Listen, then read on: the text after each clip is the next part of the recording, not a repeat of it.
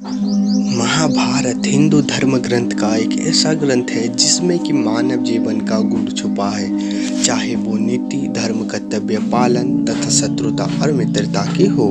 अगर हम उस महाभारत का महागाथा के अंदर दृष्टि डालें तो हमें उस ग्रंथ और उसकी गाथा में महायोद्धाओं की वीर गाथा, पराक्रम, गुरुनिष्ठा, कर्तव्य पालन, शौर्य तथा धर्म पालन की वर्णन मिलता है। आज हम ऐसे ही एक वीर के जीवन गाथा को वर्णित करने जा रहे हैं। स्वागत है आप सभी का हमारे चैनल महागाथा में।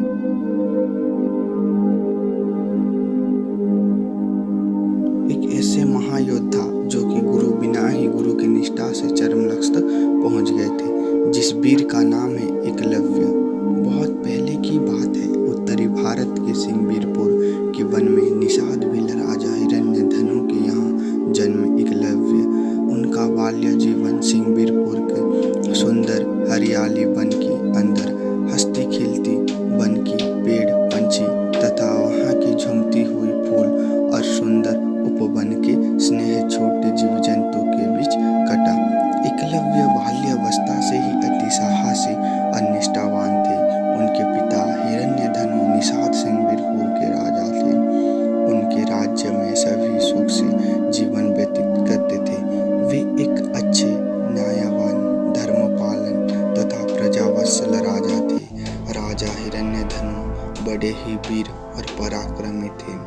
हर शत्रु को युद्ध में पराजित कर देते थे। ऐसे ही एक दिवस युद्ध में राजा हिरण्यधनु को शत्रु पक्ष की तीर आकर लग जाता है, जिस कारण कि वे बहुत आहत हो जाते हैं और उनकी मृत्यु हो जाता है। इस घटनाक्रम के बाद सिंहबीरपुर की प्रजा और एकलव्य तथा उनके परिवार इस घटना की सूचना पाकर दुख की शोक में डूब जाते हैं। राजा हिरण्यधनु की वीरगति के बाद सिंहबीरपुर के प्रशासन परिचालना में अस्थिरता दिखाई पड़ती है। इसलिए राज्य के प्रजाजन एकलव्य को राजा बनाने के लिए निश्चित करते हैं। एकलव्य बाल्यावस्था को छोड़ के युवावस्था को अग्रसर हो रहे होते हैं। वैसे तो वे छोटे से में ही धनुर्विद्या में लक्ष्य साधने में सामर्थ्य थे। वे बाल्यावस्था से ही अति साहसी के साथ दयालु तथा धर्मगत विचारधारा के थे। एकलव्य ने उनका साहस का परिचय तो पहले ही दे दिया था। कथा के अनुसार एक बार वन में उनके एक मित्र को शेर हमला करता है। उसी समय एकलव्य अपने मित्र को बचाने के लिए शेर से लड़ जाते हैं और साहस के साथ बुद्धिमत्ता का परिचय देते हुए शेर को अपने नियंत्रण में कर लेते हैं। इसके साथ उनके दया का परिचय तो इस बात से मिल जाता है कि एकलव्य वन की हर छोटे जीवों को बड़े ही स्नेह करते थे। जब वन की वे जीवों को शिकारी भेड़िए शिकार कर खा जाते थे, तब एकलव्य को उनके करुण स्वर सुन के बड़ा दुख होता था। एकलव्य उन्हें बचाने का हर संभव प्रयास करते थे, परंतु एकलव्य लाचार थे उस झाड़ियों में छुपे भेड़ियों को मारने में, क्योंकि उस समय उनके पास बचाने के लिए उच्च धनुर्विद्या का साधन न था। तत्कालीन का दौर भी बहुत विकटपूर्ण था। शत्रु का बार बार राज्य पर आक्रमण का भय था। राजा हिरण्यधनु का मृत्यु के बाद एकलव्य के ऊपर राज्य प्रशासन तथा राज्य का प्रजाजन की सुरक्षा का दायित्व आन पड़ा। एकलव्य सारी समस्या तथा दुविधाओं को और दायित्व को समझते हुए धनुर्विद्या की उच्च शिक्षण करने के लिए अपने माता से परामर्श लेते हैं, और ये आवश्यक भी था। शत्रु का आक्रमण, वनजीव का अशांति, पीड़ा और राज्य का प्रजाजन का सुरक्षा दायित्व एकलव्य को प्रेरित करता था एक सर्वश्रेष्ठ और पारंगत धनुर्धर बनने के लिए। एकलव्य को उनके माता परामर्श में कहते हैं, यहाँ तुमको धनुर्विद्या में उच्च कोटि का प्रशिक्षण करने के लिए कोई गुरु नहीं, तुम्हें गुरु द्रोण के पास जाना होगा। उस समय गुरु द्रोण विश्व के सर्वश्रेष्ठ गुरु में से एक थे। उनकी माता कहते हैं, गुरु द्रोण अब हस्तिनापुर के आश्रम में 5 पांडव और 100 कौरवों को प्रशिक्षण कर रहे हैं। एकलव्य अपनी माता से गुरु द्रोण की पूरा परिचय पाके और उनकी शौर्य ख्याति सुन के निकल पड़ते हैं। उनकी खोज में, मन में उच्च कोटि का विश्वास और लक्ष्य लेकर और उस लक्ष्य की पाने की परम आशा लेकर। जब एकलव्य हस्तिनापुर के गुरुकुल आश्रम में पहुंचते हैं तब एकलव्य देखते हैं कि गुरु द्रोण पांडव सहित सभी शिष्यों को प्रशिक्षण कर रहे होते हैं। एकलव्य उचित अवसर देख के गुरु द्रोण के पास जाके विनम्र और निष्ठा भाव से साष्टांग प्रणाम करते हैं। गुरु द्रोण अभिवादन स्वीकार करते हुए कहते हैं, उठो पुत्र, कौन हो तुम और यहाँ किस अभिलाषा से आए हो? तब एकलव्य उत्तर देते हुए कहते हैं, मैं एकलव्य हूँ, श्रृंगवीरपुर निषाद भील राजा हिरण्यधनु का पुत्र। एकलव्य परिचय देते हुए कहते हैं, मैं आपसे धनुर्विद्या का ज्ञान लेना चाहता हूँ गुरुदेव, आपके शिष्य बनने की अभिलाषा से आया हूँ। उस समय गुरु द्रोण केवल और केवल क्षत्रियों को शिक्षा प्रदान कर रहे होते हैं। ये बात एकलव्य को नहीं पता होता है। तब गुरु द्रोण ये बताते हुए कि वह क्षत्रियों को केवल प्रशिक्षण कर रहे हैं, एकलव्य को शिष्य बनाने के लिए अस्वीकार कर देते हैं। परंतु गुरु द्रोण को एकलव्य की गुरु निष्ठा और शिक्षा लेने की अद्वितीय चाह देख के उसे अस्वीकार करके उन्हें बहुत दुख होता है। इसीलिए गुरु द्रोण एकलव्य को निराश ना करते हुए प्रतिदिन अभ्यास करने की परामर्श देते हैं।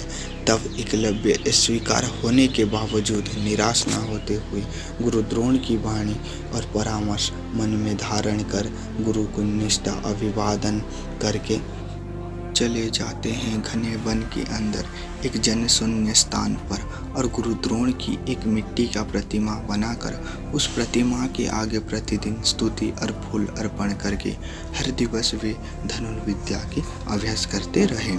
जैसे जैसे दिन बीतता गया वे अपने विश्वास, आत्मबल और गुरु निष्ठा से धनुर्विद्या में पारंगत होते गए। वे अभ्यास से बिना गुरु शिक्षण से शब्द भेदी बाण चलाने की चरम तक पहुंच चुके थे। एक दिवस गुरु द्रोण के शिष्य 5 पांडव सहित गुरुपुत्र अश्वत्थामा वन में आखेट के लिए जाते हैं। वे जाते जाते घने वन के अंदर पहुंच जाते हैं। उनके साथ एक कुत्ता भी वन में आया होता है। वे कुत्ता आगे निकलते हुए एकलव्य की अभ्यास स्थली के पास पहुंच जाता है। कुत्ता एकलव्य को देख के भौंकने लगता है, जिस कारण कि एकलव्य की धनुर अभ्यास में लक्ष्य स्थिर में बाधा आता है। तब एकलव्य बार बार मना करने के बाद भी भौंकता रहता है। तब एकलव्य कुत्ता को चुप कराने के लिए उसके मुंह में ऐसी कौशलता से बाण संधान करते हैं कि कुत्ता का मुख बंद हो जाता है बिना किसी भी आघात के। कुत्ता मुंह में तीर लेते हुए पांडवों के पास पहुंच जाता है। तब कुत्ता को देखकर पांडव और अश्वत्थामा आश्चर्य हो जाते हैं कि इस वन में ऐसा कौन है जो हमसे भी धनुर्विद्या में अधिक निपुण है, जिसने कि इस कुत्ता के मुख को ऐसी कौशलता से बाण संधार करके बिना आघात के कुत्ता के मुंह को बंद कर दी है, जिस धनुर्विद्या की हमें ज्ञात ही नहीं।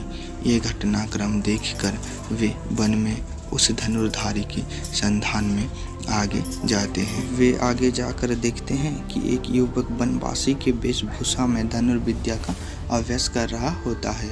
वे एकलव्य की यह साधारण अभ्यास को देखकर चकित हो जाते हैं और एकलव्य के पास जाकर पूछते हैं कि हे वीर युवक, तुम कौन हो और तुम्हारे गुरु कौन है जो तुम्हें ऐसी असाधारण धनुर प्रतिभा की विद्या प्रदान की है। एकलव्य परिचय देते हुए कहते हैं, मैं निषाद भील राजा हिरण्यधनु पुत्र एकलव्य हूँ और मेरे गुरु महागुरु द्रोण है। ये सुनकर अर्जुन चकित हो जाता है, ये सोचते हुए कि गुरुदेव ने तो मुझे विश्व की सर्वश्रेष्ठ धनुर्धर बनाने की वचन दी है, और वे उसी स्थान से गुरु आश्रम को चले जाते हैं। गुरु द्रोण को वन के उस घटनाक्रम का सूचना मिलता है। वे अगले ही दिवस एकलव्य के पास पहुंच जाते हैं। वहां वे एकलव्य के शब्द भेदी धनुर्विद्या को देख के वो आश्चर्य हो जाते हैं। गुरु द्रोण एकलव्य की प्रतिभा को देखकर उसे प्रशंसा करने के लिए खुद को रोक नहीं पाते हैं। गुरु द्रोण एकलव्य को अपना परिचय पूछते हैं। तब एकलव्य गुरु को देखते ही निष्ठा भाव से प्रणाम करता है और उनकी मिट्टी के प्रतिमा के पास ले जाते हैं और कहते हैं, मैं निषाद भिल्ल राजा हिरण्यधनु का पुत्र हूँ। गुरुदेव, मुझे पहचाना आपने। एक दिवस मैं आपके गुरुकुल में शिक्षा की अभिलाषा से आपके शिष्य होने के लिए गया था। तब आपने मुझे हर दिन अभ्यास करने की परामर्श दिया था। तब से मैं आज तक धनुर्विद्या का अभ्यास करते आया हूँ। उतने में उसी स्थान पर पांडव सहित अन्य शिष्य भी पहुँच जाते हैं। तब गुरु द्रोण को अर्जुन को दिए हुए वचनों का स्मरण होता है कि वे अर्जुन को विश्व की सर्वश्रेष्ठ धनुर्धर बनाना चाहते हैं। वचनों के कारण गुरु द्रोण स्थिति के विडंबना में आके एकलव्य के साथ बहुत बड़ा अन्याय करते हैं। उसी समय गुरु द्रोण मन ही मन में एकलव्य और अपनी ईश्वर से क्षमा प्रार्थना करके कहते हैं कि तुम्हारा शिक्षा पूर्ण हुआ पुत्र, और मन को कठोर करके संवेदन स्वर से एकलव्य से कहते हैं, पुत्र, मुझे गुरु दक्षिणा के रूप में कुछ प्रदान नहीं करोगे? तब एकलव्य आनंदित होकर कहते हैं, मांगिए गुरुदेव, आपको गुरु दक्षिणा के रूप में क्या प्रदान कर सकता हूँ। तब गुरुदेव वचन के कारण अर्जुन को सर्वश्रेष्ठ बनाने के लिए वे एकलव्य से दाहिने हाथ का अंगूठा मांग लेते हैं। एकलव्य बिना देरी किए एक ही क्षण में हंसते हंसते इतना बड़ा त्याग दे देते हैं, जिस गुरु द्रोण ने कि कभी एकलव्य को शिक्षा दी ही नहीं और शिष्य के रूप में ग्रहण की ही नहीं, उस शिष्य ने आज गुरु निष्ठा में इतना बड़ा त्याग दे दी। गुरु द्रोण जानते थे कि दाहिने हाथ का अंगूठा कट जाने से एकलव्य तीर चलाने में असमर्थ हो जाएगा। फिर भी वे अपना वचनों के कारण एकलव्य को गुरु दक्षिणा में अंगूठा छीन ले। परंतु एकलव्य हार नहीं माने और उस घटना के बाद वे फिर से अपने दाहिने हाथ की चारों उंगलियों के मध्य भाग से तीर संधान करना सीख गए। अपने आत्मबल, विश्वास और कठिन अभ्यास साधना से एकलव्य धनुर्विद्या में पारंगत होने के बाद वे अपना राज्य को लौट जाते हैं। अपना राज्य में वो न्याय शांति भाव से प्रशासन करते हैं। अपना वन के जीव तथा राज्य की प्रजा को सुख से पालन करते हैं और राज्य आक्रमणकारी सभी शत्रु को युद्ध में पराजित करते हैं। ये और बात है कि नियति ने महाभारत युद्ध के पूर्व ही एकलव्य की मृत्यु सुनिश्चित की थी, नहीं तो और एक बार इस वीर का शौर्य देखने को मिलता। आज के लिए इतना है दोस्तों। आपको भारतवर्ष का ये महान वीर के गाथा सुनकर कैसा लगा जरूर कमेंट करें, और वीडियो थोड़ा सा भी आपको अच्छा लगा हो तो लाइक और चैनल को सब्सक्राइब जरूर करें, ऐसे ही आगे और वीडियो देखने के लिए।